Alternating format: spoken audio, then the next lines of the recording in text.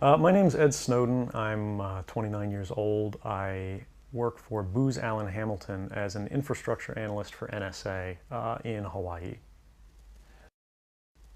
What are some of the positions that you held previously within the intelligence community? I've been a systems engineer, systems administrator, senior advisor for the Central Intelligence Agency, solutions consultant, and a telecommunications information systems officer. One of the things people are going to be most interested in trying to understand who you are and what you're thinking is there came some point in time when you crossed this line of thinking about being a whistleblower to making the choice to actually become a whistleblower. Walk people through that decision-making process. When you're in positions of privileged access, like a systems administrator for these sort of intelligence community agencies, you're exposed to a lot more information on a broader scale than the average employee. And because of that, you see things that may be disturbing, but over the course of a normal person's career, you'd only see one or two of these instances. When you see everything, you see them on a more frequent basis. And you recognize that some of these things are actually abuses. And when you talk to people about them, in a place like this where this is the normal state of business, people tend not to take them very seriously and move on from them. But over time, that awareness of wrongdoing sort of builds up, and you feel compelled to talk about it. And the more you talk about it, the more you're ignored, the more you're told it's not a problem, until eventually you realize that these things need to be determined by the public, not by somebody who is simply hired by the government. Talk a little bit about how the American surveillance state actually functions. Does it target the actions of Americans? NSA and the intelligence community in general is focused on getting intelligence wherever it can, by any means possible, that it believes on the grounds of sort of a self-certification that they serve the national interest. Originally, we saw that focus very narrowly tailored as foreign intelligence gathered overseas. Now, increasingly, we see that it's happening domestically. And to do that, the NSA specifically, targets the communications of everyone. It ingests them by default. It collects them in its system, and it filters them, and it analyzes them, and it measures them, and it stores them for periods of time, simply because that's the easiest, most efficient, and most valuable way to achieve these ends. So while they may be intending to target someone associated with a foreign government or someone that they suspect of terrorism, they're collecting your communications to do so. Any analyst at any time can target anyone, any selector, anywhere. Where those communications will be picked up depends on the range of the sensor networks and the authorities that that analyst is empowered with. Not all analysts have the ability to target everything, but I, sitting at my desk, certainly had the authorities to wiretap anyone, from you or your accountant to a federal judge to even the president if I had a personal email. One of the extraordinary parts about this episode is that usually whistleblowers do what they do anonymously and take steps to remain anonymous for as long as they can, which they hope often is forever.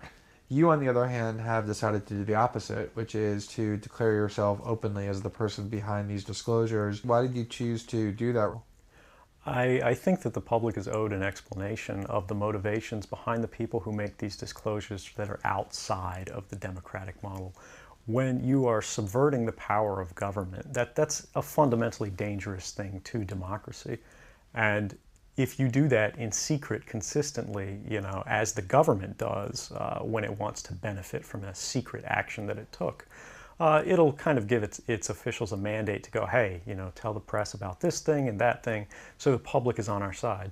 But they rarely, if ever, do that when an abuse occurs. That falls to individual citizens, but they're typically maligned. It becomes a thing of these people are against the country, they're against the government. But I'm not. I'm no different from anybody else. I don't have special skills.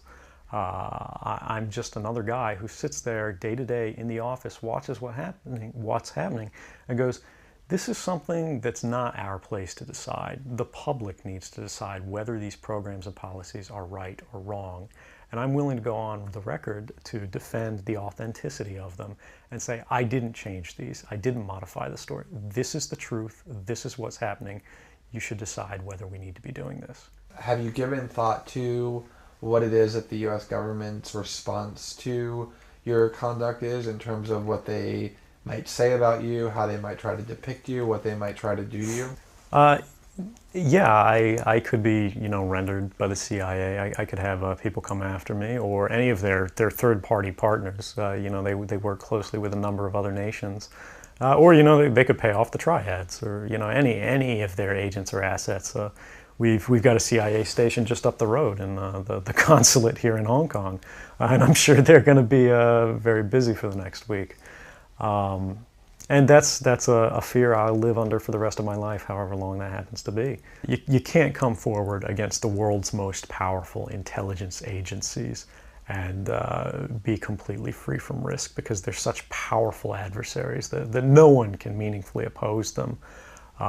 If they want to get you, they'll get you in time.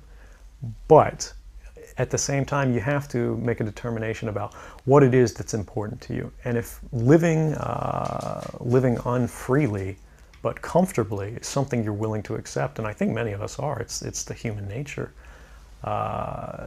You can get up every day, you can go to work, you can collect your large paycheck for relatively little work against the public interest, and go to sleep at night after watching your shows. But if you realize that that's the world that you helped create, and it's going to get worse with the next generation and the next generation who extend the capabilities of this sort of architecture of oppression, you realize that you might be willing to accept any risk. And it doesn't matter what the outcome is, so long as the public gets to make their own decisions about how that's applied. Why should people care about surveillance? Because even if you're not doing anything wrong, you're being watched and recorded. And the storage capability of these systems increases every year consistently by orders of magnitude, to where it's getting to the point you don't have to have done anything wrong. You simply have to eventually fall under suspicion from somebody, even by a wrong call.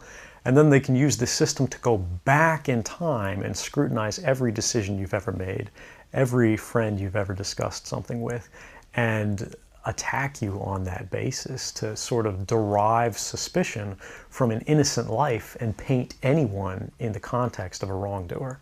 We are currently sitting in a room in Hong Kong, which is where we are because you traveled here.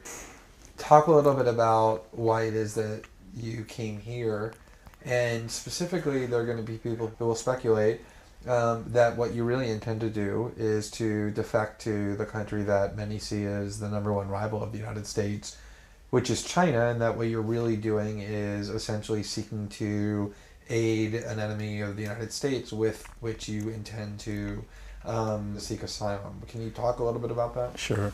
So there's a couple assertions in those arguments that are sort of embedded in the questioning of the choice of Hong Kong. The first is that China is an enemy of the United States. It's not. I mean, there are conflicts between the United States government and the Chinese PRC government, but the peoples inherently, we don't care. We trade with each other freely. We're not at war. We're not in armed conflict, and we're not trying to be. We're the largest trading partners out there for each other. Additionally, Hong Kong has a strong tradition of free speech. People think, oh, China, great firewall. Mainland China does have significant restrictions on free speech, but the people of Hong Kong have a long tradition of protesting in the streets, of making their views known. The internet is not filtered here, no more so than any other Western government. And I believe that the Hong Kong government is actually independent in relation to a lot of other leading Western governments. If your motive had been to harm the United States and help its enemies, or if your motive had been personal material gain, were there things that you could have done with these documents to advance those goals that you didn't end up doing? Oh, absolutely. I mean, anybody in the positions of access with the technical capabilities that I had could, suck out secrets, pass them on the open market to Russia. They always have an open door, as we do. I had access to, the full rosters of everyone working at the NSA, the entire intelligence community, and undercover assets all around the world, the locations of every station we have, what their missions are, and so forth.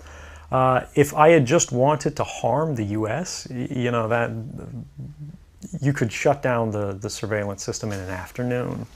But that's not my intention, and I think for anyone making that argument, they need to think, if they were in my position, and you live a privileged life, you're living in Hawaii, in paradise, and making a ton of money, what would it take to make you leave everything behind?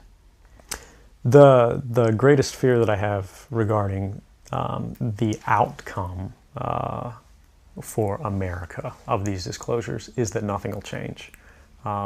People will see in the media all of these disclosures. They'll know the lengths that the government is going to grant themselves powers unilaterally to create greater control over American society and global society.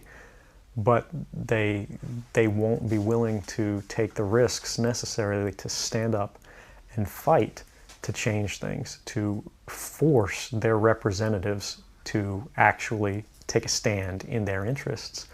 And the months ahead, the years ahead, it's only going to get worse until eventually there will be a time where policies will change, because the only thing that restricts the activities of the surveillance state are policy. Even our agreements with other sovereign governments, we consider that to be a stipulation of policy rather than a stipulation of law. And because of that, a new leader will be elected. They'll flip the switch, say that because of the crisis, because of the dangers that we face in the world, some new and unpredicted threat, we need more authority, we need more power, and there will be nothing the people can do at that point to oppose it, and it'll be turnkey tyranny.